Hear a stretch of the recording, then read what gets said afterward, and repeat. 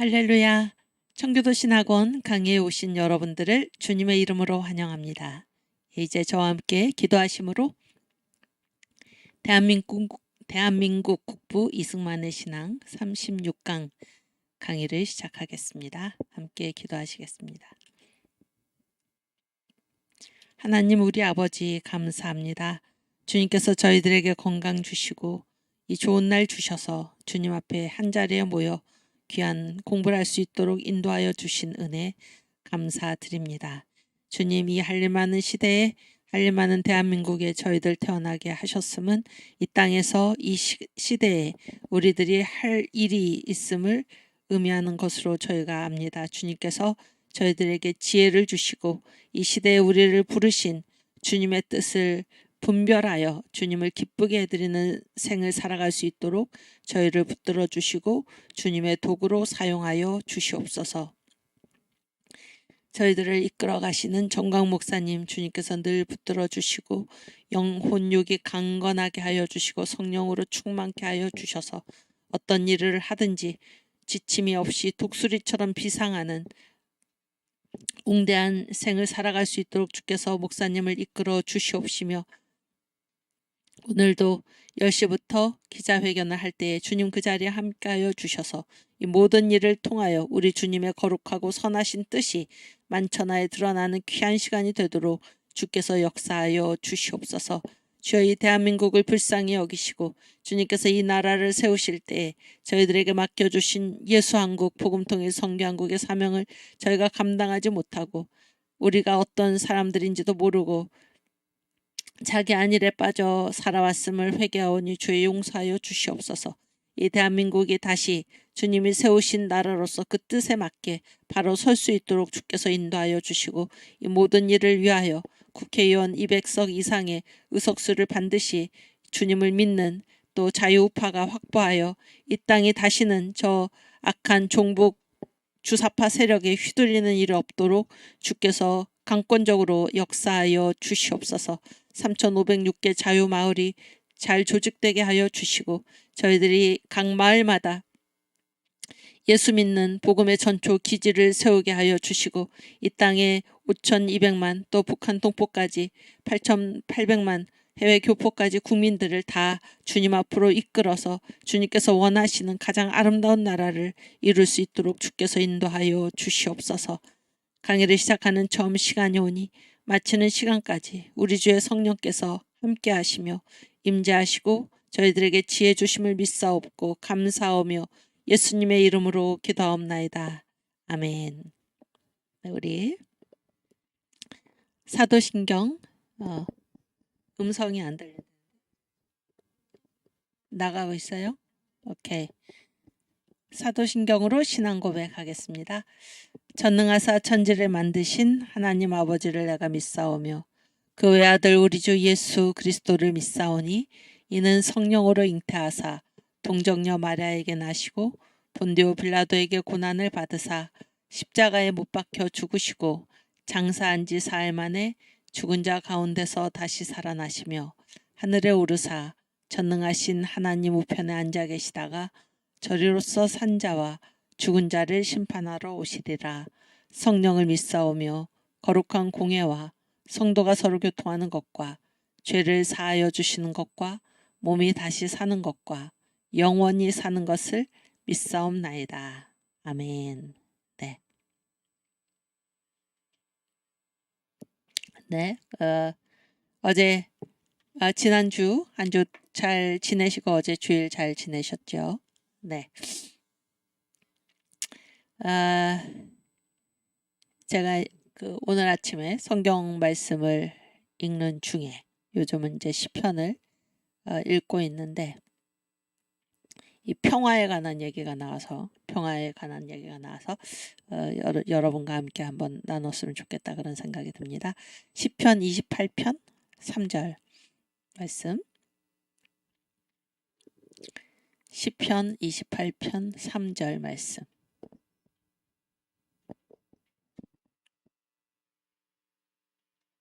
네.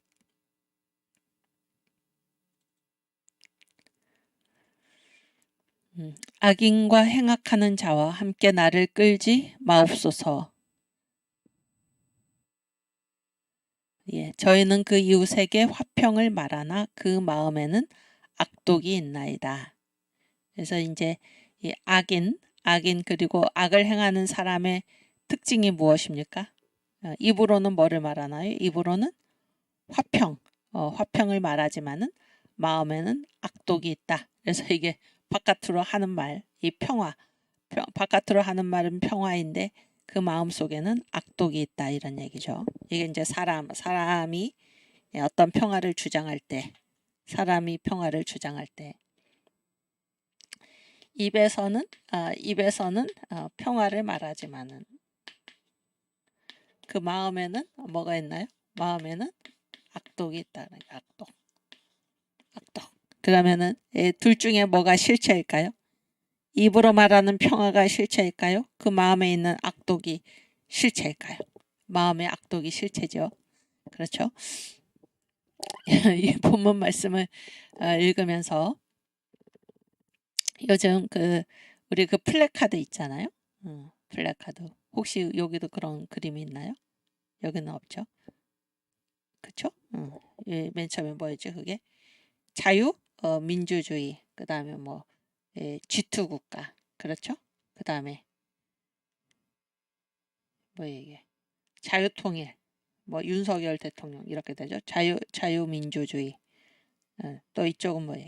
이쪽은 여기가 가장 앞이 저기지. 그 자유통일, 그렇죠? 자유통일. 또 자유민주주의, G2 국가. 그 다음에 이건 윤석열 대통령이 하시는 거다 그런 거고 이쪽은 뭐예요? 그 연방제, 적화통일. 그 다음에 뭐죠? 평화협정, 종전협정. 그 다음에 이거는 누가 하는 거예요? 문재인, 이재명이 하는 거다. 이런 플래카드 여러분 다 아시죠? 그래서 오늘 제가 이제 이 말씀을 읽으면서 이게 왜 이렇게 마음에 와 닿았나?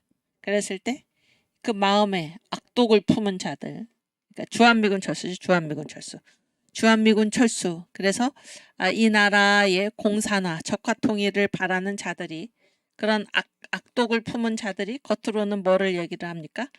평화협정, 종전협정을 이야기하는 것입니다. 그래서 이 평화라는 것이 인간의 어떤 그 마음속에 악독을 감추기 위한 그 속임수로 위장평화죠. 위장평화. 속임수로 이제 사용되는 경우를 우리가 지금 이 한국에서 평화협정을 주장하고 종전협정을 주장하는 그런 자들에게서 우리가 그 행태를 볼 수 있는 것입니다.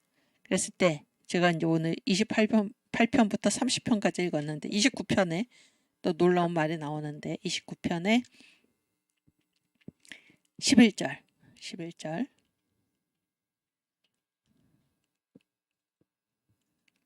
네, 여호와께서 자기 백성에게 힘을 주심이요 여호와께서 자기 백성에게 평강의 복을 주시리로다. 그래서 이 참된 평화는 이거는 뭐예요? 이거는 이제 악인과 행악하는 자가 입으로는 평화를 말하지만 마음에는 악독이 가득하다 그런 얘기인데 참된 평화 누가 주시는 거죠? 하나님, 여호와. 하나님께서 주시는 평화가 무엇입니까? 이게 바로 참된 평화잖아요. 그리고 이 평화는 복이라고 해서 평강의 복. 평강의 복. 그래서 이거는 이 겉과 속이 일치를 하는 것뿐만이 아니라 진정한 평화는 누가 주시는 평화밖에 없는 것입니까? 하나님께서 주시는 평강밖에 없다는 거예요. 이 평화가 악인들에 의해서 그들의 어떤 속임수를 감추기 위한 것으로서 평화가 사용되었을 때는 지금 우리 눈에 보듯이 이 평화협정, 종전협정을 주장하는 자들에게서 그 사례를 우리가 보는 것입니다. 그래서 평화를 말하면서 결국 그들이 노리는 것은 무엇인가? 주한미군을 쫓아내고 그래서 이 땅을 이 대한민국을 북한에 갖다 바치는 적화통일 연방제통일 이런 개교가 그 안에 숨어 있다 하는 것이죠. 그래서 지금 우리가 이승만의 공산주의에 대한 분노를 지금 공부하고 있는데 이 공산주의의 특징은 가장 큰 특징은 무엇인가? 바로 거짓말입니다. 거짓말. 근데 제가 오늘 강의를 준비하면서 이승만 대통령께서 쓰신 Japan Inside Out, 일본 내막기 뭐 그런 책이죠. 거기에 보니까는 거기에 이제 어떤 그 소제목이 있냐면 평화주의자들은 간첩과 같다 이런 제목이 있더라고요. 평화주의자들은 간첩과 같다. 그래서 그 평화주의자들은 그 2차 세계 대전, 그러니까 이제 미일 전쟁이 일어나기 전에 이 일본 내막기 6개월 전에 썼잖아요. 그때에도 이제 미국 내에 평화주의자들이 있었는데 이들은 무엇입니까? 이들은 어떤 종류의 전쟁은 무조건 반대한다 이렇게 얘기를 한다는 것입니다. 전쟁은 어떤 전쟁이든 전쟁해서는 안 된다. 그런데 이들은 그런 순진한 철없는 무슨 낭만주의와 같은 그런 그거를 이제 선하다고 얘기하고 있는데 그래서 미국이 어떠한 전쟁도 벌여서는 안 된다라고 했을 때 이 말을 누가 가장 좋아하겠는가? 미국의 국토를 침략하고 미국을 공격하려는 적들이 가장 좋아하지 않겠는가? 그래서 평화주의는 간첩과 같다 이렇게 얘기를 한 것입니다. 여러분 간첩이라는 것이 무엇입니까? 간첩이라는 것이 우리나라에 몰래 잠입을 해가지고 자기가 속한 나라, 자기가 속한 곳을 이롭게 하는 그런 행위를 우리가 간첩행위라고 얘기를 하지 않습니까? 그러니까 이 평화주의, 무조건적인 평화, 전쟁은 절대로 안 된다. 누가 말을 했죠? 문재인이가 말을 했나? 아무리 나쁜 평화라도 전쟁보다는 낫다. 이게 다 무슨 행위입니까? 이게 바로 간첩행위입니다. 간첩행위. 그렇게 말을 함으로써 어떠한 전쟁도 그래서 스스로를 지킬 수 없게 함으로써 이 나라를 결국에 무너뜨리려는 그런 행동입니다. 그래서 전쟁은 무조건 안 된다 이렇게 얘기를 하는 것. 평화협정을 맺자. 종전협정을 맺자. 지금 우리나라의 어떤 상황과는 관계없이. 그래서 그들이 노리고 있는 것은 주한미군 철수. 이런 거는 이런 일을 하는 것은 간첩과 같다. 평화주의자는 간첩과 같다. 지금 현재 우리나라에서도 그러한데 이것이 이제 이승만 대통령이 쓰신 일본 내막기 Japan Inside Out 거기에도 지금 그런 말씀을 하고 계신 것입니다. 미국 안에 있는 평화주의자들을 향해서 어떤 전쟁도 해서는 안 된다. 이거는 결국 그 나라를 미국을 해치려는 그런 세력에게 아무런 방어를 하지 못하게 함으로써 나라를 파괴하는 행위와 같다. 이렇게 지적을 하고 있는 것입니다.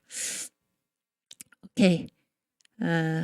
우리 찬송을 부르고 월요일 아침이니까 이승만 대통령께서 가장 즐겨 부르시던 믿는 사람들은 군병 같으니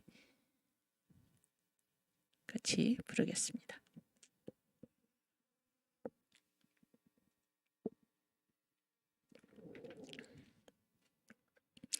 네. 믿는 사람들은 군병 같으니 앞에 가신 주를 따라갑시다. 우리 대장 예수 길을 가지고 접전하는 곳에 가신 것 보라. 할렐루야. 믿는 사람들은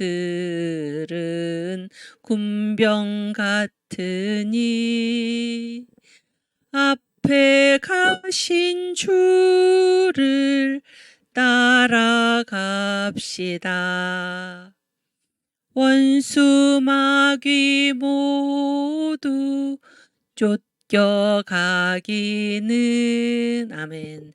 예수 이름 듣고 겁이 남이라. 우리 찬송 듣고 지옥 얘들아 찬송합시다. 할렐루야. 믿는 사람들은 군병 같으니 앞에 가신 주를 따라갑시다. 아멘. 세상 나라들은 멸망받으나 예수 교회 영영 왕성하리라. 지옥 권세 감히 해치 못함은 주가 모든 교회 지키심이라. 할렐루야. 믿는 사람들은 군병 같으니 앞에 가신 주를 따라갑시다. 아멘. 백성들아 와서 함께 모여서 우리 모두 함께 개가 부르세. 영원토록 영광 관세 찬송을 우리 임금 주께 돌려보내세. 할렐루야. 믿는 사람들은 군병 같으니 앞에 가신 주를 따라갑시다. 아멘. 이거 그 옛날 버전도 있죠. 그리스도 군사 앞서 나가세. 그리스도 군사 앞서 나가세.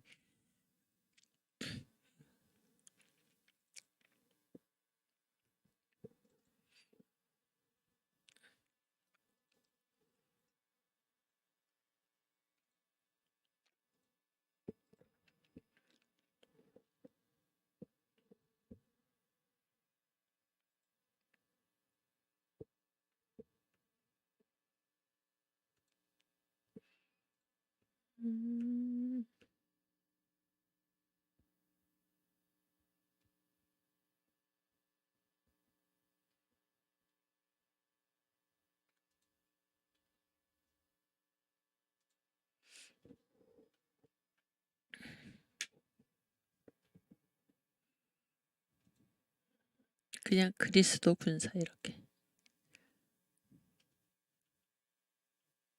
붙여서. 응.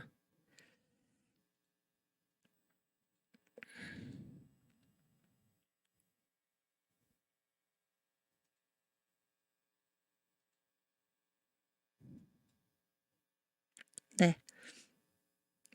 이게 이제 아마 이승만 대통령께서 당시 부르시던 가사는 이 가사일 것 같아요. 이제 윤초 씨가 쓴 펴낸 찬미가 1907년 찬미가 제9장에 들어있던 찬송가인데 믿는 사람들은 군병 같으니 옛날 가사입니다. 우리 한번 또 불러보겠습니다. 그리스도 군사 앞서 나가세. 십자기 앞세우고 전장에 가듯 예수 권하리사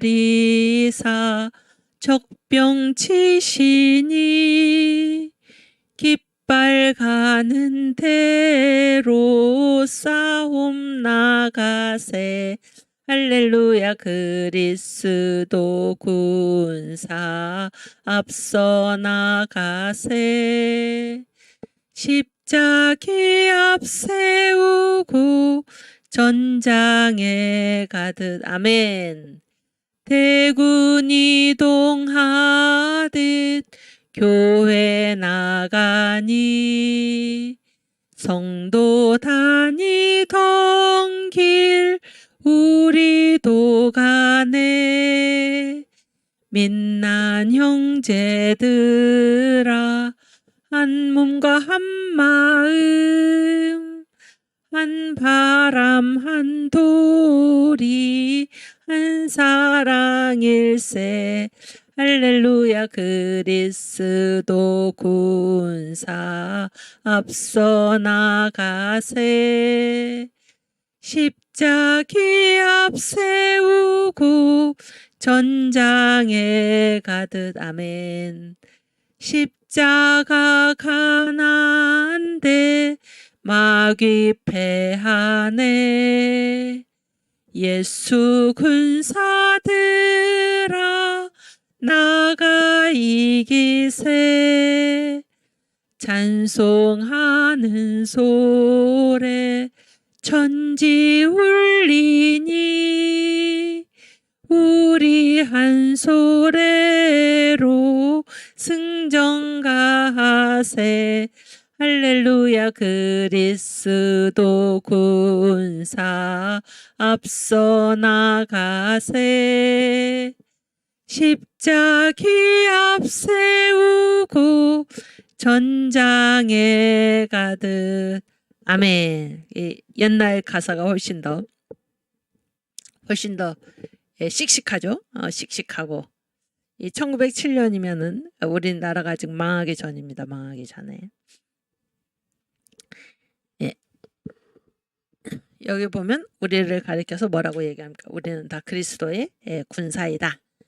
근데 이거 2절 보면은 대군 이동하듯 교회 나가니. 저는 이 가사가 대단히 마음에 와닿는데, 여러분 예수 믿는 사람의 특징은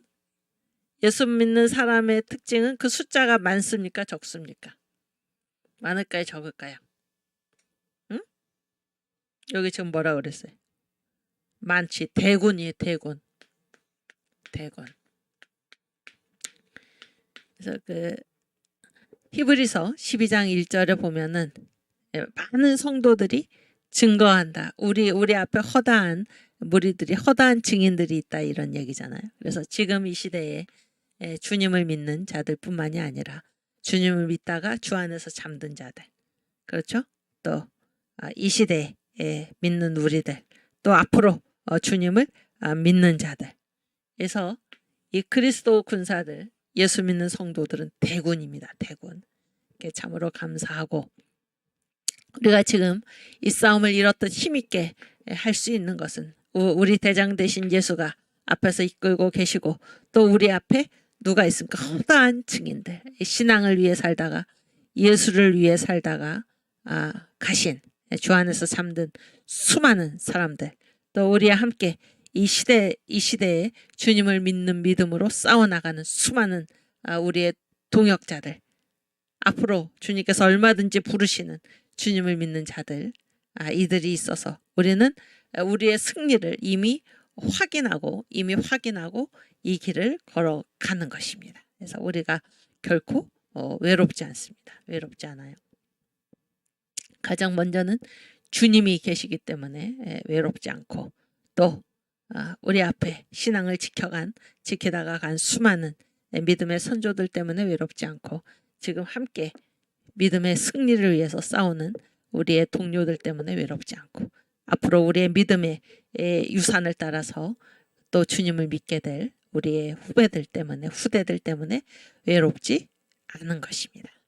그래서 이 예수 믿는 사람들의 특징은 많다라는 거예요. 많다. 제가 오늘 이 숫자 얘기를 조금 하려고 그러는데, 오늘 파워포인트 10장 보여주세요. 10번.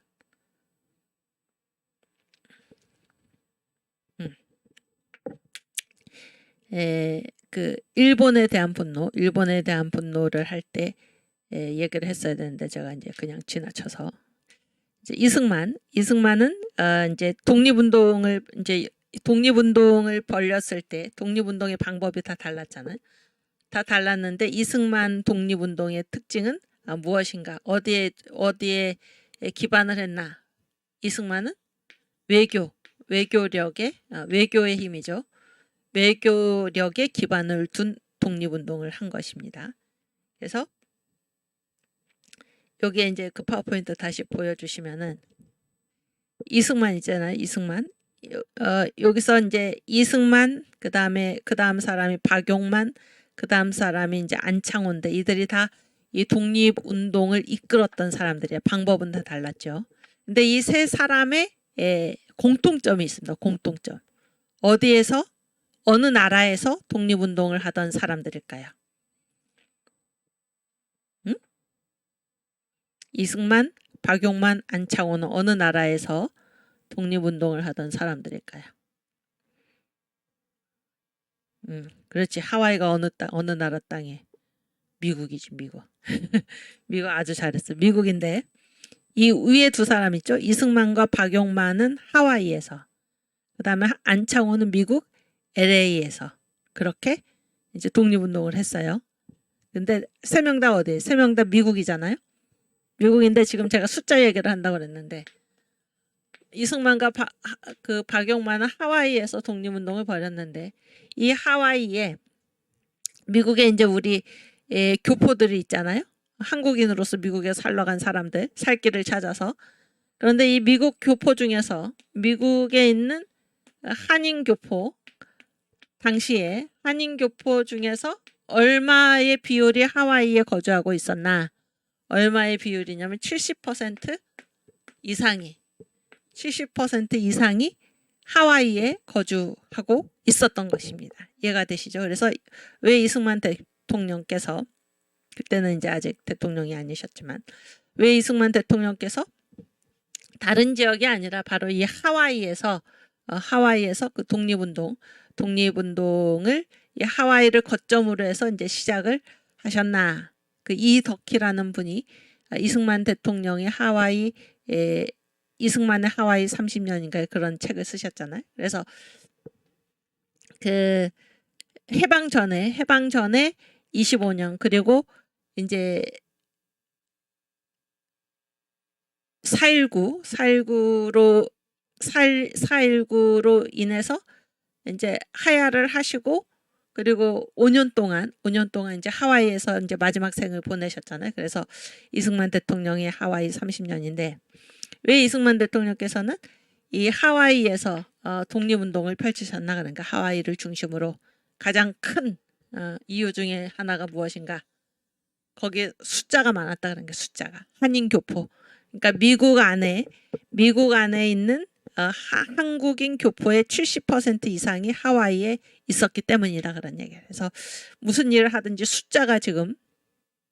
숫자가 많은 사람을 대상으로 해서 숫자가 많은 것이 굉장히 중요하죠. 또 왜 하필 미국이었을까?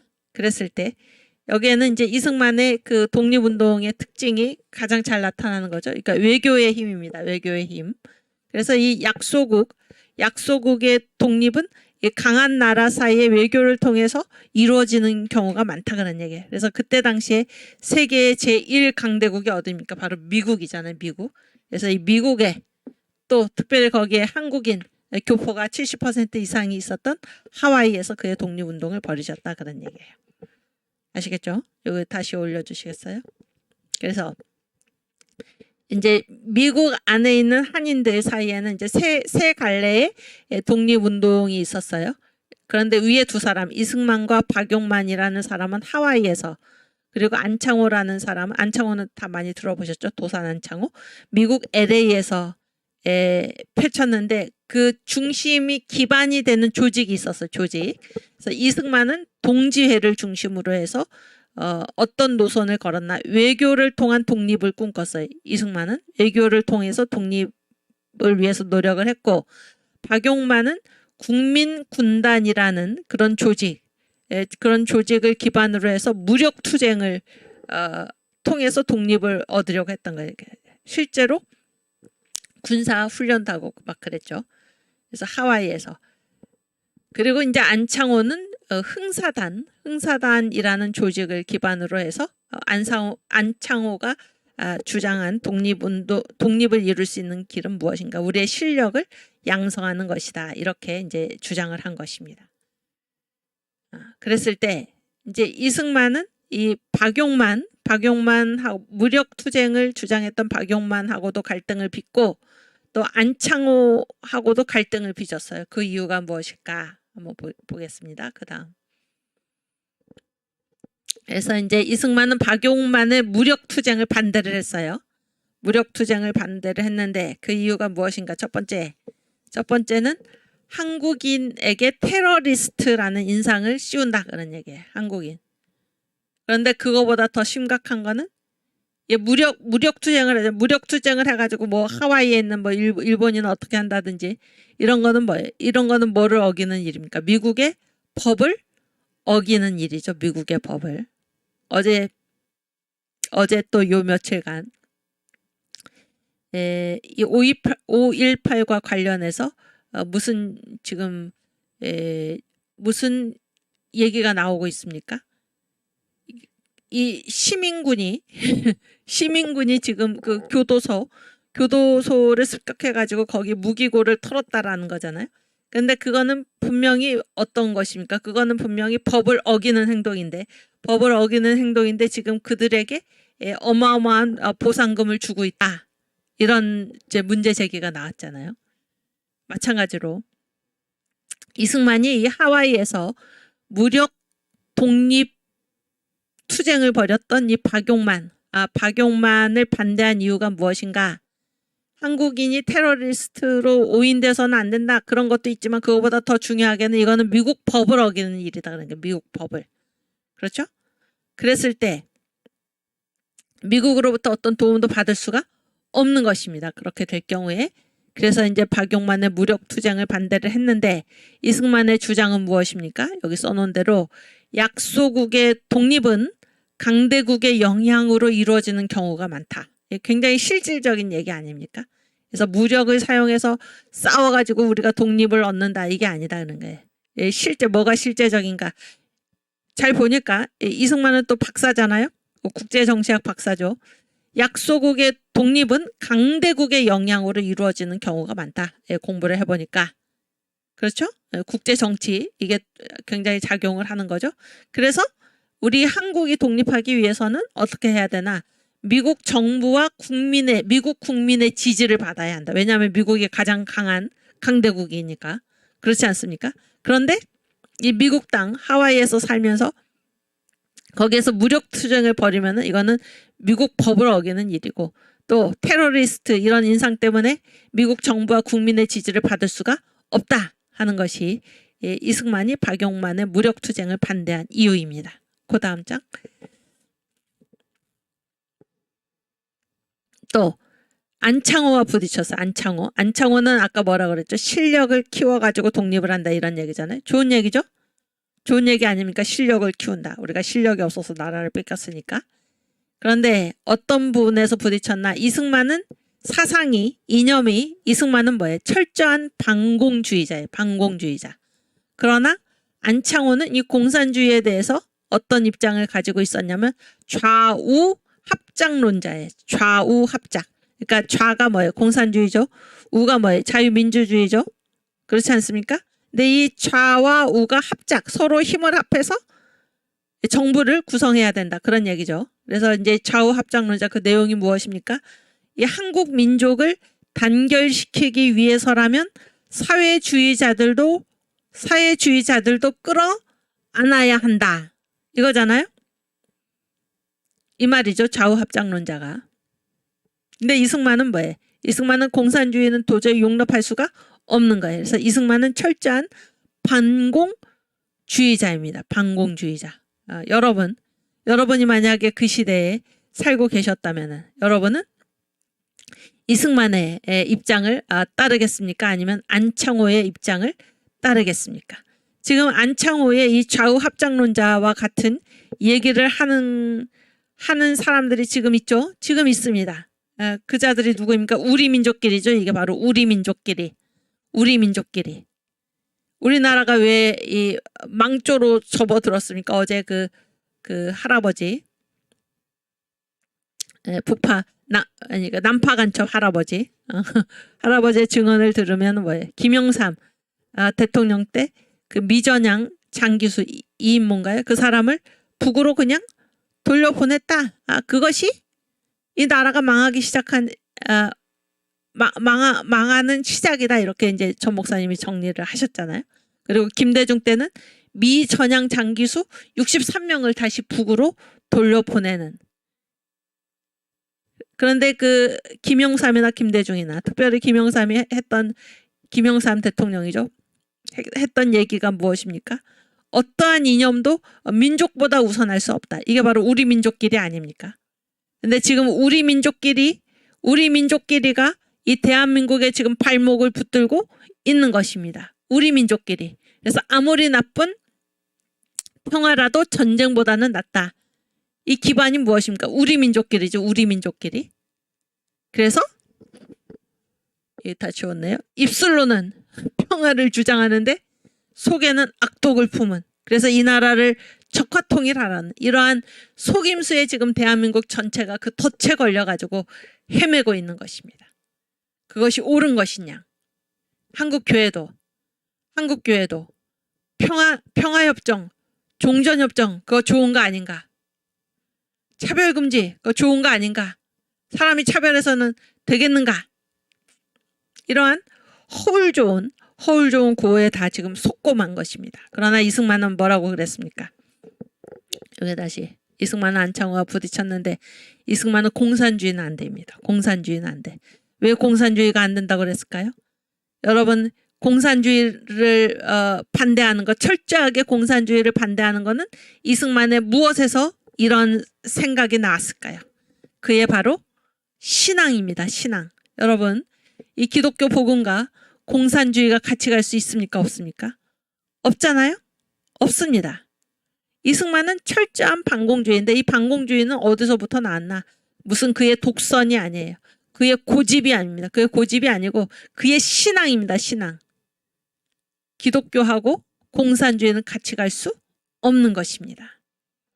근데 안창호는 뭐 실력 양성 좋은 얘기를 했는데 이 사람은 뭐예요? 좌우 합작의 입장을 취해서 민족을 단결시키기 위해서라면 사회주의자들도 끌어안아야 한다. 이런 길을 간 것입니다. 결국에 나중에 그 김구와 김규식 있잖아요. 김구와 김규식이 뭐예요? 남북합작이죠. 남북합작을 해가지고 통일정부를 이룬다. 그래서 남북합작이 뭡니까? 결국 공산주의자들과 같이 정부를 이룬다. 이런 걸로 연결이 되는 거죠. 연결이 되는 것입니다.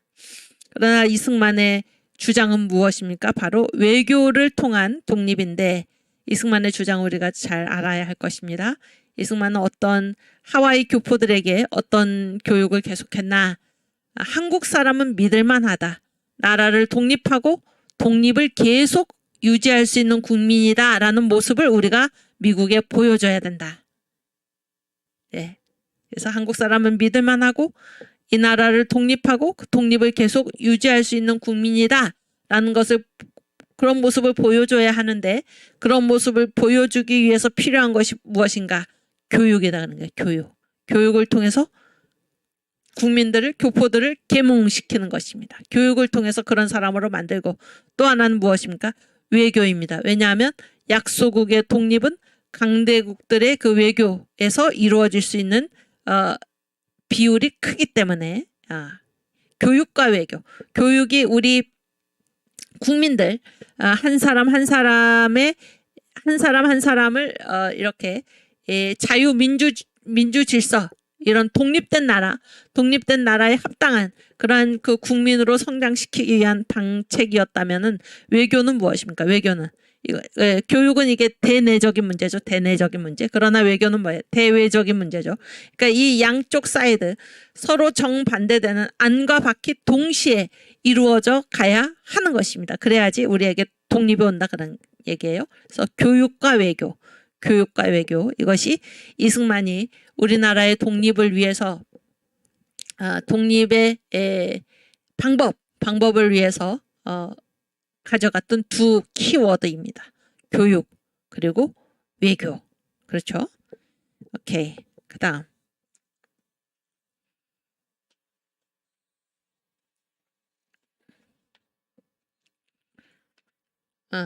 그렇지.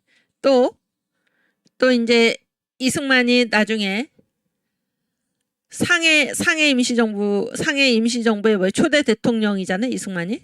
예, 초대 대통령인데 이제 거기에 이제 하와이에서 활동을 하다가 이제 갔잖아요. 대통령이 이제 현장에 있어야 된다. 그래서 갔는데 간지 한 6개월 만에 거기에서 뭐 왕따를 당하고 완전히 이제 많이 실망을 하고 이제 하와이로 다시 이제 돌아오는데, 그때 당시에 이제 이승만과 다른 독립운동 노선을 가진 사람들은 이제 이 전 목사님께서 이승만의 분노에 이제 정리를 해 두셨습니다. 그 얘긴데 보세요.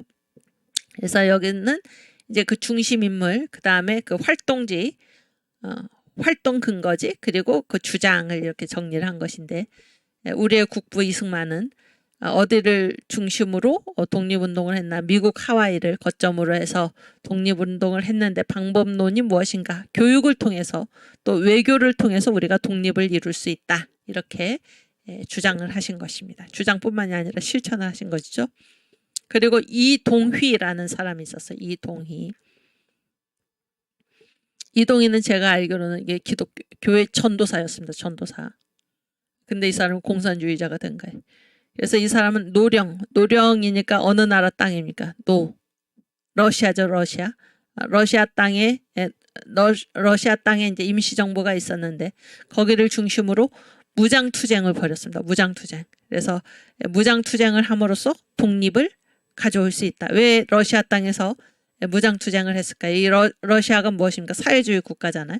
그래서 이 러시아가 공산주의 국가로서 이 공산주의를 확대시키기 위해서 막 이제 이런 그 식민지, 이런 피압박 국가죠.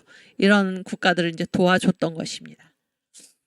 그러니까 이동희 계통이 만약에 우리나라에서 이 건국의 주도권을 잡았다, 독립을 이루고 건국의 주도권을 잡았다라고 했을 때 우리나라가 어떻게 될 가능성이 많습니까? 공산화될 가능성이 많은 거 아닙니까? 또 안창호는 미국 LA에서 실력 양성을 통해서 독립을 이룬다, 이런 건데 무리 없는 주장이잖아요. 무리 없는 주장인데 이 안창호의 문제점은 무엇입니까? 아까 말했듯이 좌우 합작론자입니다. 그래서 민족의 단결을 위해서라면은 사회주의자들도 끌어안아야 한다. 요즘도 교회에서 이 한국교회 목사들이, 뭐 장로들이,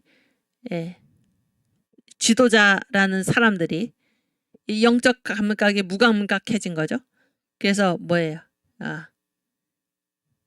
아무리 공산주의자라도 어떻게 해야 돼? 예수의 사랑으로 품어야 한다. 이렇게 얘기를 하는 거죠. 이렇게 얘기를 하는 것입니다. 근데 이 공산주의는 다시 한번 말하지만 무슨 세력입니까? 사탄의 세력입니다. 사탄의 세력. 가장 앞장 한번 보여주시겠어요? 웅지 맨 앞장. 두 번째 페이지, 두 번째.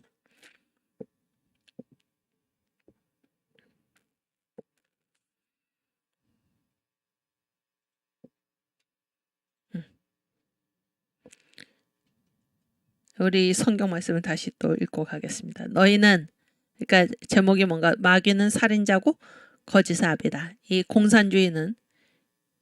공산주의자들 얼마나 거짓말을 많이 합니까? 우리가 지난 5년 동안에, 지금도 우리 눈으로 똑똑히 보고 있죠. 공산주의자들은 이 마귀의 자식입니다. 마귀의 자식. 마귀는 살인자, 거짓의 아비. 함께 읽겠습니다. 너희는 너희 아비 마귀에게서 났으니 너희 아비의 욕심을 너희도 행하고자 하느니라. 저는 처음부터 살인한 자요, 진리가 그 속에 없으므로 진리에 서지 못하고 거짓을 말할 때마다 제 것으로 말하나니 이는 저가 거짓말장이요 거짓의 아비가 되었음이니라. 네. 그래서 이 세상의 아비는 딱 둘이다, 그런 얘기죠. 하나님이 아버지인 사람들과 마귀가 그 아버지인 사람들이 있는데, 하나님이 아버지인 사람들이, 마귀가 아버지인 사람들, 공산주의자들은 뭐예요? 마귀를 아비로 모시는 자들이잖아요. 그렇죠? 그들과 같이 갈 수 있습니까? 그러니까 그러니까 이승만은 철저한 반공주의자였다라는 거는 그의 신앙입니다. 그것이 그의 신앙. 여러분 예수의 사랑으로 품는 이것이 여러분의 신앙보다 앞설 수가 있습니까? 하나님이 기뻐하시지 않는 일을 하나님의 이름으로 행할 수가 있습니까? 그렇지 않죠. 그렇지 않습니다. 제가 예전에 저희 교회에서 이제 청년부를 한동안 지도한 적이 있었는데 그때 이제 성경 공부를 이제 청년들과 함께 했었는데 이사야서 예레미야서 거기에 보면은 이 이스라엘의 범죄 때문에 유대인들의 범죄 때문에 하나님께서 어떻게 하십니까? 굉장히 이제 심하게 이 징계를 내리시죠. 징계를 내리세요. 그때 이제 한 청년이 제가 유치부 때부터 키워낸 청년인데 정말로 심각하게 이런 말을 하더라고요. 하나님 좋은 분인 줄 알았는데 이렇게 얘기를 하더라고요. 여러분 우리가 신앙생활을 한다는 것은 그 중심이 누구에게 있습니까? 자기에게 있습니까? 하나님께 있습니까? 하나님께 있는 것입니다. 하나님께. 하나님의 뜻이 이루어지는 것이지 나의 뜻이 이루어지는 게 아니에요. 그래서 하나님이 하신 일은 언제나 옳습니다. 라고 고백하는 사람이 신앙인입니다. 하나님 좋은 분인 줄 알았는데 어떻게 이렇게 잔인하게 이스라엘에게 벌을 줄 수가 있는가? 이거는 신앙인의 관점이 아니죠. 신앙인의 관점이 아닙니다. 지금도 예수의 이름을 가지고 하나님이 싫어하시는 일을 예수의 이름으로 행하는 자들, 그들이 과연 그들의 신앙의 주인이 누구인지, 자기인지 하나님인지, 마귀인지 하나님인지 물어봐야 할 것입니다. 오케이. 다시 13번.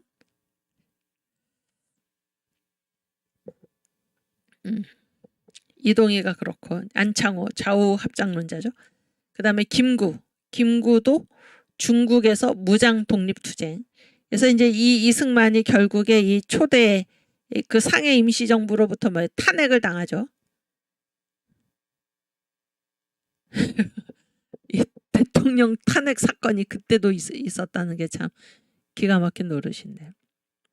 그래서 이 상해 임정이나 이런 게 다 어디로 넘어갑니까? 거의 다 공산주의자들한테 장하게 되죠. 김구 하나 빼고. 네, 김구도 이제 전 목사님은 한국 이 근현대사의 대가죠. 연구를 엄청나게 하셨잖아요. 근데 김구가 특별한 무슨 신앙이 있어서 안 넘어간 게 아니고 그 돈을 하와이 이승만으로부터 받기 때문에 이 공산주의한테 넘어가지 않았다 이런 말씀을 하셨잖아요. 그러니까 지금 여기 보면은 이승만과 기타 독립운동 노선을 보면은 그 기반이 그 영적인 기반 모든 사상을 우리가 다른 말로 뭐라고 그래? 생각이라고 그러잖아요. 생각. 이 생각이라는 것은 생각이 뭐를 낳나요? 말과 행동을 낳죠. 말과 행동. 근데 생각이 처음 출발이 아니라 그런 얘기예요. 생각이 처음 출발이 아니고 저를 보여주세요. 생각이 처음 출발이 아니고 이 생각을 밀어내는 것이 있다 그런 얘기예요. 생각을 뭐가 밀어냅니까? 영이 있다는 거예요. 그 안에. 생각 안에. 그래서 영은 생각의 제1원이다. 생각을 충동하는 제1원인이다. 이렇게 전 목사님이 정리하신 용어죠. 그래서 이 생각이 내 생각 같지만 가룟 유다가 예수를 팔려는 생각을 품었잖아요. 생각을 품었을 때 가룟 유다는 그게 누구 생각인 줄 알았어요. 자기의 생각인 줄 알았지만 그게 누가 찔러 놓은 생각입니까? 마귀가 예수를 팔려는 생각을 가룟 유다에게 넣었다 이렇게 성경이 말씀하고 있잖아요. 그래서 이 생각을 충동하는 생각을 일으키는 제1원인이 바로 영입니다. 영. 다시 한번 여기 파워포인트를 보면 이 독립운동 노선 있잖아요. 나는 교육과 외교 독립을 통해서 나는 무장투쟁을 통해서 나는 실력 양성 좌우 합작을 통해서 나는 무장 독립을 통해서 이러한 생각들을 다 일으키는 그것이 0이다 그러니까 0. 이승만이 이러한 그러니까 여기 이동이나 안창호나 김구 이 중국에서 무장 독립 투쟁을 하던 이런 사람들의 공통적인 거는 뭔가 하면 지금 공산주의를 포용하거나 아니면 공산주의이거나입니다. 그렇죠? 포용하거나 공산주의이거나. 그러니까 이승만처럼 뚜렷하게 반공, 자유민주주의 이런 생각을 가진 사람이 지금 없었다라는 것입니다. 없었다. 그런데 이 넷 중에서 무엇이 결국 승리했고 승리했다라는 게 우리가 독립을 가져왔다라는 게 아니에요. 이 승리 독립 우리가 언제 독립 국가가 되었습니까? 언제? 해방과 그 다음에 그 결과가 건국이죠. 건국. 그랬을 때 여기에 지금 1920년대 초반 당시에 이 네 개의 노선 중에 결국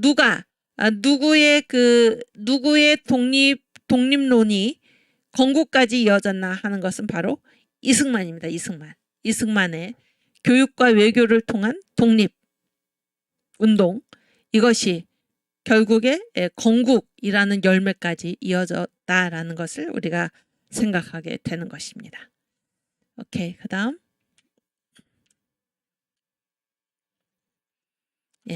공산주의에 대한 분노인데 그 다음 말고 잠깐만요.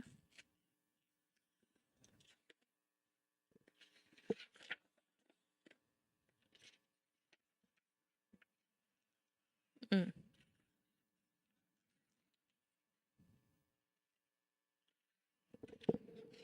19번. 지금까지 본 거는 그러니까 해방 전에 독립운동 노선이 여러 개 있었는데 그때 이승만은 어떠한 노선을 가지고 독립운동을 벌였나? 교육과 외교를 통한 독립운동 그리고 철저한 반공주의 이런 것이었다라는 거예요. 결국에 이승만이 승리했다라는 것을 우리가 역사에서 볼 수 있는 것입니다. 그 다음 19번. 이제는 이제 이 해방이 돼가지고 그러니까 이게 해방이라는 것이 우리 힘으로 된 게 아니죠. 우리 힘으로 된 게 아니고 완전히 미국 덕분이죠. 미국. 그래서 그때 당시에 우리나라가 있었나요? 없었나요? 우리나라는 존재 자체가 없었잖아요. 우리는 일본이었습니다. 일본에 속해 있는 일본의 식민지였고 밖에서 볼 때는 일본이죠. 일본. 그래서 우리나라가 해방이 되고 또 나라를 건국하게 된 이 모든 힘이 그 출발이 어디에서 왔나? 미국 덕분입니다. 미국이 어디에? 1945년 8월 6일에 어디에? 히로시마에 3일 뒤인 8월 9일에 나가사키에 원자폭탄을 투하하고 일본이 무조건적으로 항복을 함으로써 우리에게 해방의 길이 열린 것입니다. 그래서 일본은 패전국가가 돼서 연합국인 미국과 소련은 일주일 참전을 하고 연합국의 지위를 갖게 된 거잖아요. 일주일 참전을 하고. 그래서 소련이 막 그냥 일본의 영토인 이제 한국이죠. 한국 한반도를 막 이제 밀고 내려오니까 늦게 일주일 참전하고 나서 이 소련이 막 밀고 내려온 거예요.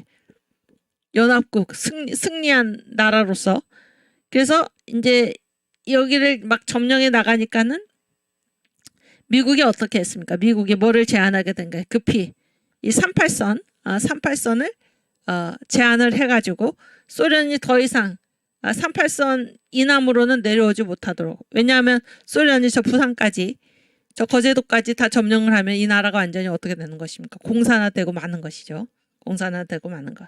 그래서 이제 할 수 없이 궁여지책으로 제시한 게 38선이고 그래가지고 이 북한에는 소련군이 남한에는 미군이 이제 점령군으로서 각각 들어왔다는 것입니다. 여기서 점령군이라는 거는 나쁜 말이 아니에요. 왜냐하면 일본이 지금 패전국이고 이 패전국 일본에 대한 뭐를 해야 돼? 무장 해제를 시켜야 되기 때문에 북한에는 소련군이 점령군으로 남한에는 미군이 점령군으로 뭐에 대한 점령입니까? 일본에 대한 점령입니다. 일본에 대한 점령.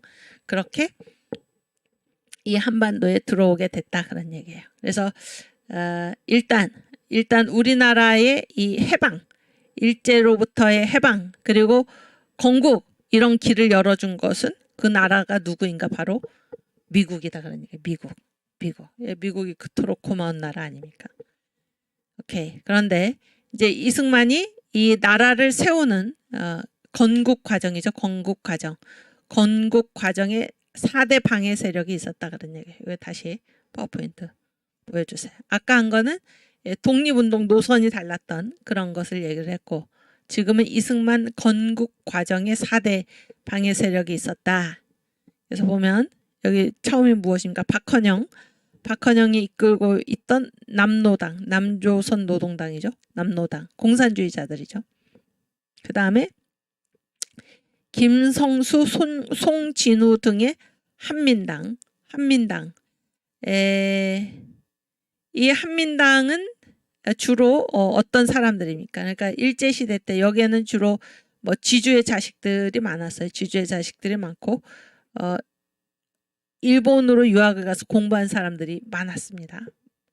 그러다 보니까 그러니까 친일, 반드시 어떤 굉장한 친일 행위를 했다 그런 차원보다 그때 공부한 지식인들이 여기에 이제 많았던 거죠. 많았고, 근데 이 사람들이 이제 이승만이 이 건국을 하는 데 있어서 많은 도움을 줬던 사람들이 한민당인데 왜 여기다 써놨냐면 그들의 처음에는 어떻게 된 거예요? 처음에는 이제 자기들이 이 해방 이후에도 이제 살아남기 위해서 이승만은 대단한 이 민족의 지도자였잖아요. 이승만, 그 다음에 김규식, 김구 이렇게 이제 추앙을 받던 존재들이었죠. 그래서 이 한민당을 미리 조직해놓고 자기들의 그 당의 영수로 이승만을 이렇게 초대하려는 그런 움직임을 보였던 것입니다. 그래서 이승만이 거기에 그것을 거부를 했죠. 거부를 하고 박헌영 역시 마찬가지. 조선인민공화국을 선포하고 이승만이나 김구나 김규식의 동의도 없이 주석 이승만, 부주석 김규식, 그 다음에 사무총장 김구 이런 식으로 이름을 갖다가 도용을 해가지고 국민들을 속이고 백성들을 속이고 78%의 동의를 받아서 이렇게 조선인민공화국을 세우는 이런 일을 벌였던 것입니다. 그 다음에 미소공동위원회가 무엇입니까? 미국과 소련이 공동위원회를 만들고 여기에서 이제 남한과 북한의 한국인 인사들을 이제 추천을 해가지고 통일 정부를 만들고 5년 동안의 신탁 통치 이후에 통일 국가를 세우는 이런 계획이었잖아요. 이런 계획인데 여기 이 미소 공동위원회가 이승만의 건국 과정에 방해 세력이 된 이유는 무엇입니까? 누가 이거를 주도하고 있었습니까? 물론 이제 미국과 소련이 같은 그런 자격이지만은 그때 미국의 태도가 무엇입니까? 이 소련에 대해서 관대한 것입니다. 공산주의에 대해서 관대한 거예요. 이게 문제다라는 것입니다. 그래서 미소 공동위원회에서 주장하는 것은 무엇입니까? 남한과 북한이 힘을 합해서 좌우합작이죠. 좌우합작 정부로 이 통일 정부를 구성하라라는 것입니다. 그랬을 때 이것이 이승만의 건국 과정에서 방해가 된 그러한 것이죠. 그 다음에 김구, 김규식 등 남북 합작 세력, 여기 다시 올려주시면 김구, 김규식 등 남북 합작 세력은 무엇입니까? 이 사람들은 이제 이 미소 공동위원회가 다 1차, 2차가 다 이제 결렬이 되고 이 한국에서 정부를 세우는 한반도의 정부를 세우는 이 문제가 유엔으로 넘어갔죠? 유엔으로 넘어갔습니다. 유엔으로 넘어갔을 때 여기에 이제 소련이 굉장히 반발을 하고 북한도 굉장히 반발을 하고 그래서 이 북한이 간첩 성시백을 통해서 그 정광 목사님의 그 토크 거기서 이제 들은 바인데 성시백을 통해서 이 김구나 김규식이나 이런 자들을 포섭을 해가지고 북한으로 데려가가지고 뭐 그 명칭을 제가 지금 잊어버렸는데 남북 지도자 뭐 연석회인가요? 뭐 하여튼 그런 거를 그런 자리를 만들었잖아요. 그런 자리를 이제 완전히 그 속아 넘어간 거죠. 그래서 이 유엔에서 허락한 것은 무엇입니까? 우선 이 북한 지역으로는 소련이 이 유엔 임시위원단 그 선거위원단을 들어가지 못하게 하기 때문에 유엔의 결정이 무엇입니까? 우선 선거가 가능한 미군이 지금 점령하고 있는 이 남한에서 우선 선거를 실시를 하고 그 다음에 이제 나중에 형편이 될 때 북한에서도 선거를 실시한다 이거잖아요. 한다. 그랬더니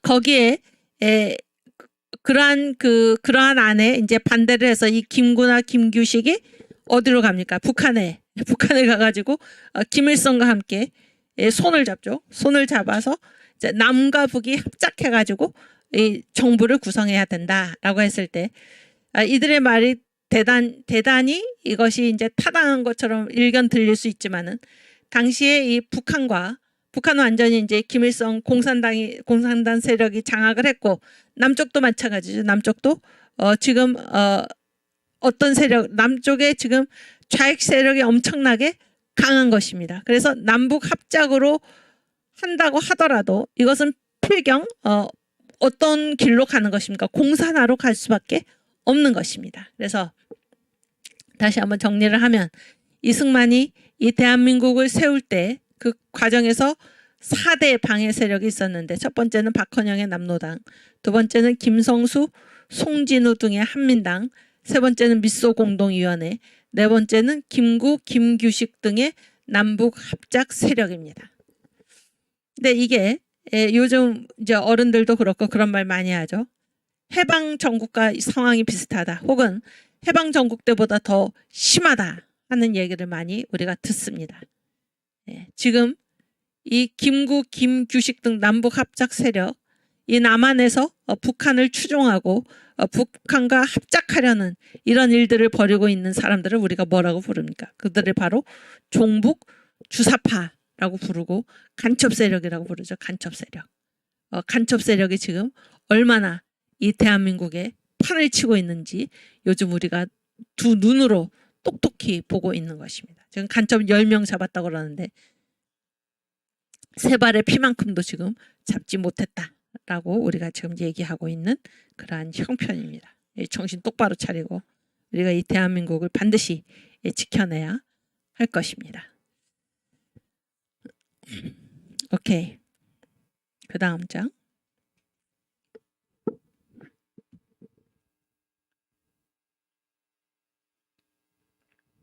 그래서 이제 이 미소 공동위원회가 이제 결렬이 됐죠. 결렬이 됐어요.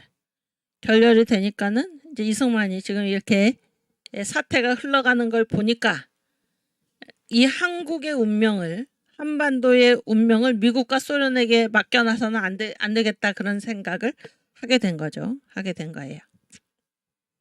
그래서 이제 그 내용인데 이승만이 보니까 그때 이제 세계 제2차 대전 이후에 여러 개 이제 신생 국가들이 막 생겼잖아요. 독립 국가들이. 근데 동유럽에서 그러한 이제 국가들이 세워지는 과정을 보니까 동유럽 사태를 봤을 때 그러니까 미국이 거기서도 이제 추진한 게 뭔가 하면 좌우 합작, 좌와 우가 같이 남북 합작, 남북 좌우죠. 같이 그러니까 자유민주주의자들과 공산주의자들이 힘을 합쳐가지고 정부를 세워라. 이게 미국의 정책이었어요. 그런데 이러한 미국의 좌우 합작, 남북 합작 정책이야말로 공산화로 진입하는 방법이라고 생각했다. 그게 지금 동유럽에서 일어난 거예요. 이미. 여러분 그런 거를 보면서 무감각한 지도자는 미국이 지금 하자는 대로 그냥 따라갔을 거 아닙니까? 지도자 자격이 없는 거죠. 이승만만 그거를 알아봤다 그러는 거예요. 이승만만. 좌우 합작으로 남북 합작으로 정부를 이루었을 때 그 결과가 공산화 된다라는 것을 이승만만 알아봤다 그런 얘기예요. 그 수많은 지도자들 중에서. 그래서 1946년 5월 12일에 미국과 소련의 합의를 통한 정부 수립은 불가능하다. 이렇게 말하고 그렇게 선언을 하고 어떤 주장을 했는가. 한국인들이 직접 나서서 자율정부를 수립해야 한다면서 독립전취 국민대회를 열었다. 예, 독립이라는 말은 어렵지 않죠. 전취가 무엇일까요? 전취. 응? 싸워서 독립을 이루어야 된다 그런 얘기예요. 싸워서. 그래서 이 미소 공동위원회에다가 지금까지 맡겨놨잖아요. 맡겨놨습니다. 그럼 우리의 운명을 어디다 맡겨놓는 꼴입니까 지금? 미국과 소련이 강대국에다가 거기에 공동위원회에다가 우리의 운명을 지금 맡겨놓는 꼴이었는데 지금 되어가는 걸 보니까 미국이 지금 어떤 입장을 갖고 있나? 독립해서 건국하는 그러한 나라들에서 좌우합작으로 남북합작 좌우합작이죠. 좌우가 합해가지고 힘을 합해서 정부를 세워라. 그런 입장을 취하고 있었고 그런 입장을 취한 그 나라들을 보니까 다 지금 공산화됐다 그런 얘기예요. 공산화됐다. 그랬을 때 이승만이 그거를 보면서 우리의 운명을 미국과 소련의 합의에다가 맡겨놓을 수는 없다. 그래서 우리는 우리의 독립을 싸워서 얻어야 한다. 이렇게 1946년 5월 12일에 그런 주장으로 독립을 싸워서 얻자. 한국인들이 직접 나서서 미국과 소련한테 우리의 운명을 맡겨두지 말고 한국인들이 직접 나서서 우리 스스로 정부를 수립하자. 그런 대회를 열었다라는 것입니다. 그 다음 장. 그리고 나서 국민대회를 연 다음에 뭐를 했나 6월 2일부터 지방 순회 강연에 나섰습니다. 지방 순회 강연. 이러한 내용을 알리기 위해서. 저는 이제 이걸 읽으면서 누구 생각을 했을까요? 제가. 요즘 그런 분이 한 분 계시죠. 국민대회를 하시고 각 지방을 다니면서 국민들을 일깨우는 것이죠. 정강 목사님이 지금 하시고 있는 일이 바로 이거 아닙니까? 그렇죠? 그래서 이승만은 대중에게 독립의식을 일깨우기 위해 정강 목사님이 지금 이 나라가 이렇게 간첩의 손에 장악이 됐고 북한한테 완전히 먹혔고 이미 사상적으로 점령을 당했다. 국민의 반이 넘어갔다. 이거를 국민들이 지금 모르고 있는 것입니다. 모르고. 그 이재명이가 주한미군 철수를 주장하는 줄도 모르고 그에게 표를 던진 것입니다. 이 무지몽매한 국민들을 일깨우기 위해서 지금 정광 목사님이 전국을 순회하면서 강연을 하는 것처럼 전국의 자유마을을 지금 조직하고 계신 것처럼 이승만 대통령도 이때 대중에게 대중이 지금 전혀 몰라. 아무것도 모르고 우리의 운명을 지금 다 맡기고 가만히 있는 이 사람들에게 독립의식, 우리가 싸워가지고 독립을 우리가 싸워서 얻어내야 된다. 그래서 우리 미소한테 맡기지 말고 우리 스스로 자율정부를 우리가 구성해야 된다. 이런 내용을 일깨우기 위해서 지방 순회 강연에 나선 것입니다. 1946년 6월 2일부터.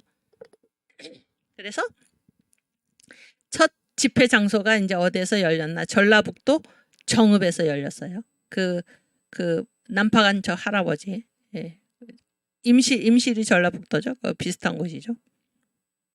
정읍에서 열렸는데 뭐라고 주장을 했나? 이게 이제 이승만의 정읍 발언 내용인데 보세요. 미소 공동위원회가 휴회에 들어가서 자기들도 이제 이게 틀어져 가지고 이제 무기한 이 회의를 지금 쉬고 있는 거잖아요.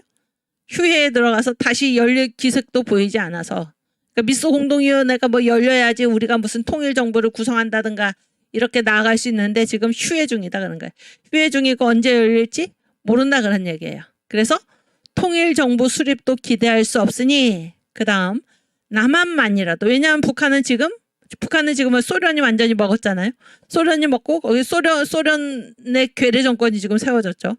남한만이라도 임시정부 혹은 위원회 같은 것을 만들어서 국제적인 발언권을 얻도록 해야 된다. 왜냐하면 북한은 이미 소련 휘하에 들어가 버렸으니까. 그리고 나서 보세요. 그리고 나서 국제사회에 호소해서 소련이 물러나도록 해서 통일정부를 세워야 한다. 그러니까 지금 북한은 소련이 완전히 지금 장악을 하고 있기 때문에 공산주의 소련이 장악하고 있는 한 통일정부가 세워질 수가 있습니까? 없습니까? 없는 것이죠. 없는 것입니다. 그래서 남한만이라도 북한은 지금 불가하니까 남한만이라도 임시정부 혹은 위원회 같은 것을 만들어서 국제적 발언권을 얻어가지고 국제사회에 호소해서 소련이 이 한국에서 물러나도록, 북한에서 물러나도록 한 다음에 우리가 통일정부를 세워야 한다. 이게 바로 정읍발언의 내용입니다. 여러분, 이게 잘못됐습니까? 이게 잘못됐나요? 그렇지 않죠? 아주 현명한 그때 당시에 이 정세를 정확하게 꿰뚫은 유일한 대안이었던 것입니다. 그 다음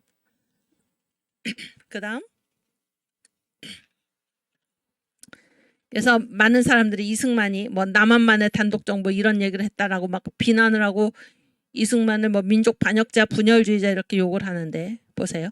이승만이 단독정부 사실 단독정부라는 말도 아니잖아요. 남한만의 임시위원회라는 것을, 임시정부나 위원회라는 것을 우선 조직해가지고 우리가 국제적으로 발언권을 얻어서 소련을 물리친 다음에 통일정부를 세우자. 이게 남한만의 단독정부가 아니죠, 이 내용이. 어쨌든 이승만이 이러한 그 임시정부죠, 임시정부. 정부에 대해 언급하기 전에, 그러니까 이승만한테 그런 비난의 화살을 돌려서는 안 된다 그런 얘기예요. 그런 취지가 아니었다라는 게 우리가 지금 읽지 않았습니까?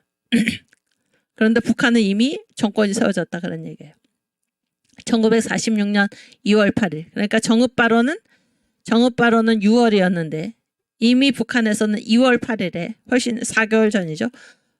이미 북조선 임시인민위원회라는 단독 정부가 세워져서 공산혁명을 추진하고 있었던 상태였다. 토지개혁도 하고 군대도 만들고. 네? 북한은 김일성 우상화 작업이 이미 시작이 되었고, 또 김일성은 뭐라고 얘기를 했나? 북한이 먼저 공산화한 다음에 이 북한을 기지로 삼아서 남한도 공산화해야 한다고 말했다. 지금 형편이 이런데 소련의 괴뢰로서 이제 이 김일성이가 지금 북한이 김일성 우상화 작업을 하고 북한이 먼저 공산화되고 이 북한이 기지가 돼서 남한까지 공산화돼야 된다. 시켜야 된다. 형편이 이런데 이것을 가만히 놔두고 미소 공동위원회가 열리기만을 바래서는 이 나라가 어떻게 되겠습니까? 소련군을 북한에서 몰아내지 않고서는 이 나라가 어떻게 되겠습니까? 공산화될 수밖에 없는 것입니다. 그게 바로 이승만의 정읍 발언인가. 그래서 우리가 국제적으로 발언권을 얻어서 북한은 이미 불가하니까 남한만이라도 임시정부나 위원회 같은 것을 만들어가지고 국제적인 발언권을 얻어가지고 국제사회에 호소해서 소련이 물러나도록 하고, 그리고 통일정부를 세워야 된다. 이게 이승만의 주장인데 이게 잘못됐습니까? 북한은 이미 통일정부를 세울 통일 의지가 없는 거예요. 이거 보세요. 북한이 먼저 공산화한 다음에 북한을 기지로 해서 남한도 공산화해야 한다고 말했다. 남한과 협의해서 통일할 의지가 없었던 거예요. 그렇죠? 완전히 공산화가 기정사실이 된 것입니다. 이러한 모든 정보를 종합해 볼 때 이승만의 정읍 발언은 국제 정세와 북한 상황을 정확히 알고 남한이 나아가야 할 방향성을 구체적으로 제시한 현실적인 제안이었다. 그렇죠? 종원 목사님께서 이렇게 정리를 하신 것입니다. 아시겠죠? 그래서 이거를 무슨 남한의 단독 정부가 아닙니다. 이거는 그 빨갱이들, 주사파들이 북한이 주장하는 이승만을 완전히 흠집내기 위해서 덮어씌운 올가미요 거짓말입니다. 거짓말. 그렇죠? 그 유엔, 나중에 이제 유엔 그 선거 이원단이 와가지고 그때도 왜 북한에 가려고 그랬죠? 북한에 가려고 그랬는데 소련군이 못 들어오게 막았죠? 그러니까 선거를 할 수 있나요? 없나요? 없잖아요? 없어서 이제 유엔에 다시 문의를 했더니 그러면 우선 선거가 가능한 지역에서 우선 하라 그러는 얘기죠. 남한만의 단독 선거가 아니고 이 북한 소련군이 막았기 때문에 들어가지를 못하기 때문에 우선 선거가 가용한 지역에서 선거를 먼저 하라 이겁니다. 그렇지 않습니까? 그래서 무슨 남한만의 단독 선거를 했다. 말도 안 되는 얘기입니다. 말도 안 되는 얘기. 그렇죠? 오케이. 그다음 그 다음에 앞으로 가서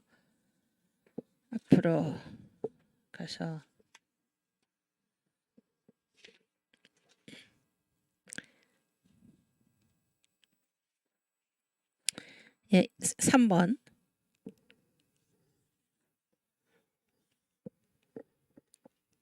3번 보여주세요.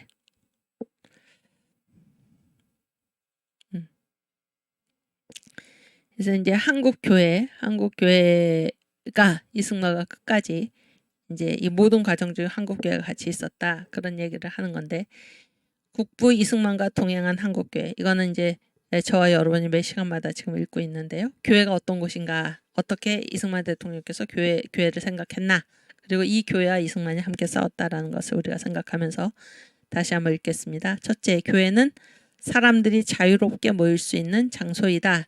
둘째, 교회 안에는 왕성한 활동력이 있다. 셋째, 기독교는 합심하는 능력이 있다. 넷째, 교회 안에서는 국민의 원기를 유지하게 된다. 다섯째, 교회는 청년 교육에 힘쓰고 있다. 여섯째, 기독교인들은 우상을 섬기지 않는다. 일곱째, 덕성과 정의를 지닌 선교사들의 영향을 받았다. 여덟째, 혁명 사상의 풍조가 동양에 전파되기 때문이다. 그래서 이 일제 치하에서 그리고 이 모든 건국 과정에서 유일한 희망이 누구였나? 바로 한국교회였다 하는 것입니다. 여기 이 8가지 항목 중에서 오늘 4번째, 교회 안에서는 국민의 원기를 유지하게 된다. 그 내용을 조금 더 살펴보겠습니다. 남은 시간 동안 4번. 그 다음 장.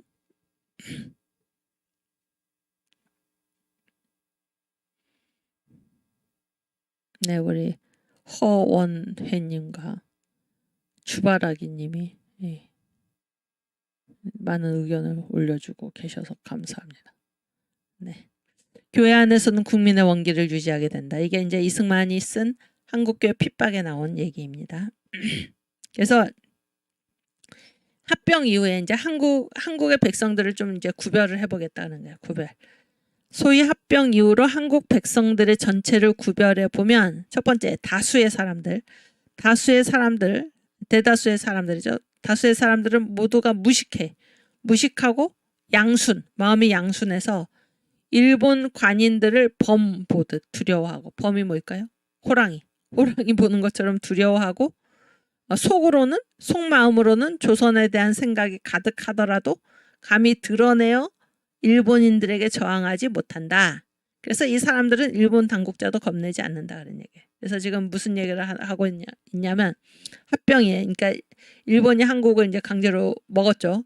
먹은 다음에 한국 백성들의 이제 태도를 지금 구분을 하는 것입니다. 그래서 일본이 누구를 두려워했나라는 얘기예요. 한국 백성들 중에 어떤 부류에 속한 사람을 두려워했나라는 것이 이제 이 얘기입니다.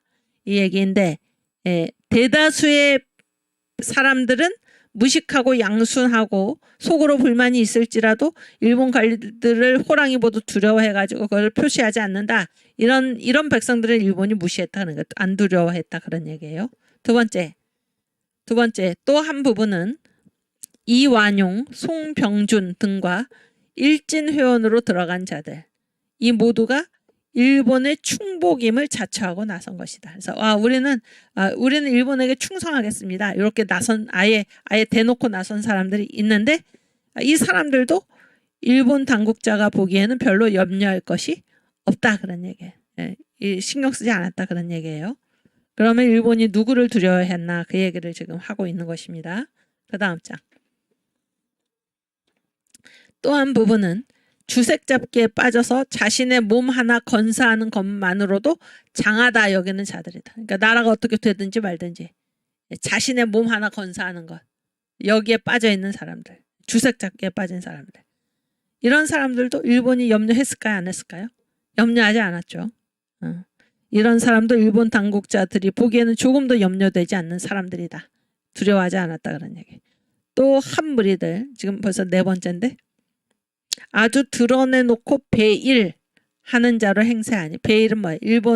일본을 이제 배반하고, 왜냐하면 이때 당시에는 나라가 없고 일본이잖아요. 그러니까 일본을 막 배반하는, 반역이죠, 반역.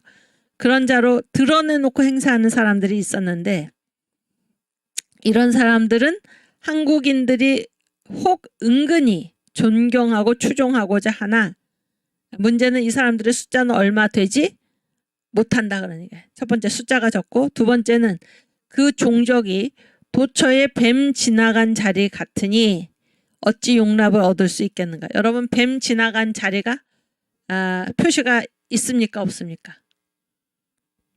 뱀 지나간 자리가 표시가 있을까요 없을까요? 없죠. 숫자가 적고 종족이 그게 표시가 없다 그러니까. 표시가 없다. 그는 뭐 이렇게 뭐 위장을 잘했다 그런 차원보다 영향력이 적다 그런 얘기예요. 그리고 그들이 있다고 하더라도 주로 어디에 가 있나 외국으로 도망가 있거나 국내에 있으면 옥중에 갇혀 있거나 그런 얘기예요. 또 귀양살이를 가 있거나 그래서 이들 자신은 무슨 영웅심에 가득할지라도 아무 의미가 없는 영웅이라서 일본이 별로 두려워할 까닭이 없다. 그러니까 지금까지 한 거를 정리해 보면은 대다수의 백성들, 양순하고 일본인 보기로 호랑이 보도 무서워하는 자들, 이들은 일본인들이 무시했다. 두 번째, 대놓고 친일하는 자들, 나는 일본의 충성스러운 종이다. 이 사람들도 일본이 무서워하지 않았고. 세 번째, 주색 잡기에 빠져가지고 자기 한 몸만 건사하면 그것이 최고다. 라는 사람들 일본이 전혀 무서워하지 않았고 아주 내놓고 일본에 대해서 배일, 일본을 막 배반하고 반대하는 그런 행동을 하지만은 그런 행세를 하지만은 이 사람들도 무서워하지 않았다 그런 얘기예요. 숫자도 적고 그들의 미치는 영향력이 크지 않았다 그런 얘기예요. 그래서 일본이 별로 두려워하지 않았다 그런 얘기예요.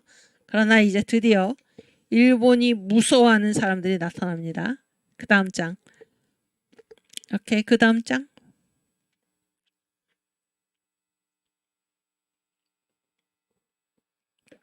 이게 바로 누군가 예수 믿는 사람들, 예수 믿는 사람들.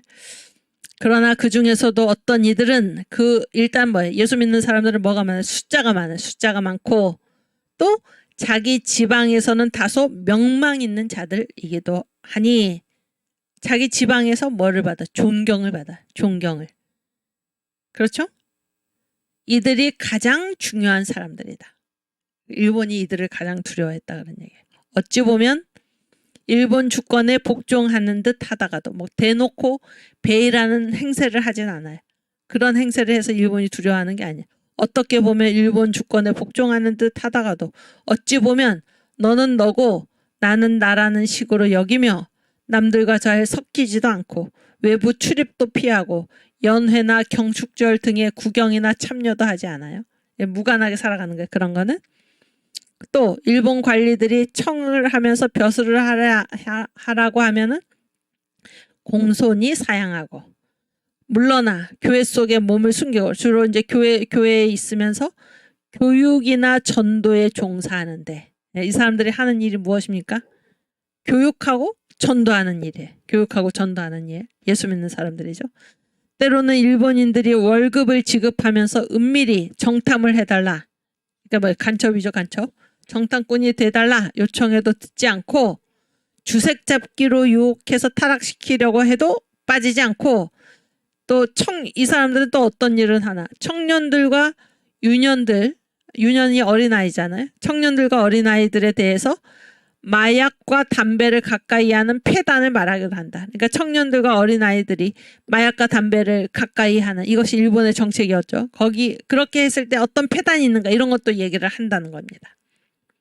그래서 뉴욕 장로교 선교회에서 발간한 책에 의하면 평양 장대영 교회 길선주 목사가 자기 교인들에게 권면했어요. 뭐라고 권면했나?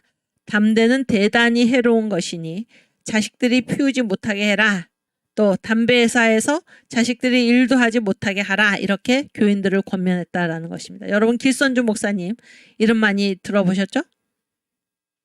정광 목사님이 늘 외우시는 이 믿음의 계보, 한국교회 신앙의 정통, 주기철, 손영원, 길선주, 이성봉, 그렇죠?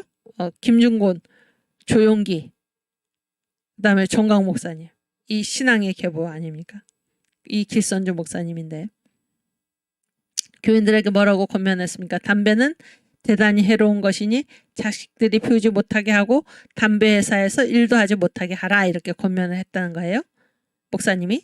그랬더니 일본 순검들, 일본의 그 순경, 검찰 이런 거죠. 주의를 주기를 길선주 목사님한테 주의를 줬어. 담배는 정부에서 전매하는 것이니 정부가 하는 일이니까 담배를 반대하는 것은 곧 정부를 반대하는 것이다. 다시 이같이 반대하면 죄로 다스리겠다라고 했다는 것이다. 네. 그래서 그 다음 장. 이와 같은 사건이 실로 비일비재하다고 한다. 그러니까 길선주 목사님의 한 경우뿐만이 아니라 이런 사건. 그래서 교회가 나서가지고 청년들과 어린아이들에게 담배와 마약을 막 일본이 권하고 있잖아요. 그런 정책으로 몰아가고 있는데 여기에 예수 믿는 사람들이 나서가지고 그 폐단을 지적을 하고 또 일본 그 경찰로부터 이 경고를 받고 막 박해를 당하고 이런 일이 비일비재했다 그런 얘기예요. 길선주 목사 한 사람만 그런 게 아니다 그런 얘기예요. 그래서 기독교가 왜 그러면 목사님, 길선주 목사님이나 그 한국교회 성도들이 왜 그런 일을 했나? 이 윤리적인 풍토를 개선하는 청년들과 어린아이들이 담배와 마약에 빠지면 되겠습니까? 이 윤리가 엉망이 되는 거죠. 그래서 윤리적인 풍토를 개선하고자 했는데 이 기독교인들이 그렇게 윤리적인 풍토를 개선하고자 하는 일이 누구의 뜻과 충돌하는 것입니까? 일본 관리들의 뜻과 충돌하게 되는 거예요. 그래서 일본이 한국을 다스리는데 가장 걸림돌이 되었던 사람들이 누구인가? 바로 예수 믿는 사람들이다. 예수 믿는 사람들. 이라고 지금 이승만 대통령께서 이 1913년에 쓰신 한국교회 핍박에 적어놓고 있는 것입니다. 여러분 지금 이 종북 주사파, 북한의 김정은과 노동당 정권과 이 남한의 즉 간첩들과 이 주사파가 합세해서 이 나라, 이 살기 좋은 이 나라를 북한한테 갖다 바치고 연방제를 이루고 적화 통일을 이루려고 하는 그 일에, 그 뜻에 가장 반대되는 사람들이 누구입니까? 바로 한국 교회입니다. 우리들입니다. 정광훈 주님께서 이 시대적인 선지자로 이 사명, 예수 한국 복음 통일의 사명을 위해서 세우신 정광훈 목사님과 바로 목사님과 함께 주님의 뜻을 받들어서 일어난 우리들입니다. 우리들이에요. 누가 이 나라 지켜야 되겠습니까?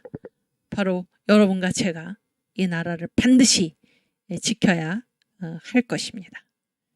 네, 그때 일제시대에 한국교회가 일본 관리들의 뜻과는 정반대로 윤리적인 풍토를 개선하고 교회 안에서 국민의 원기를 유지시키고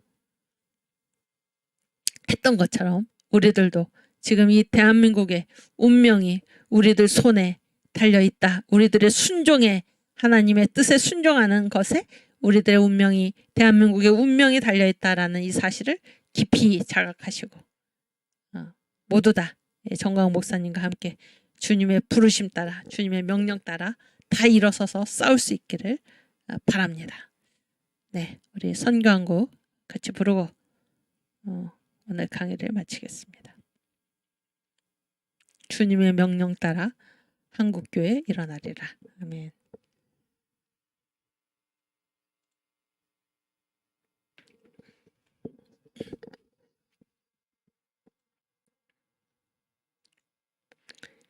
영원한 주님의 십자가 사랑 우리를 재촉하시네.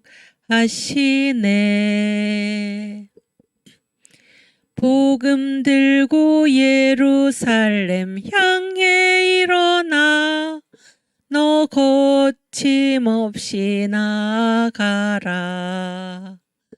모진 고난 핍박이 와도 우리 믿음 더욱 견고해. 아멘. 선포하리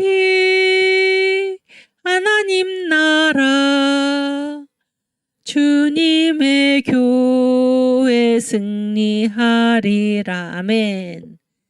주님의 명령 따라 한국교회 일어나리라. 죽음 앞에서라도 돌아서지 않으리. 부흥의 불길 따라 선교한국 일어나리라. 우리 주님 다시 오실 때까지. 아멘. 주님 감사합니다. 아멘. 우리 주기도문 하고 마치겠습니다.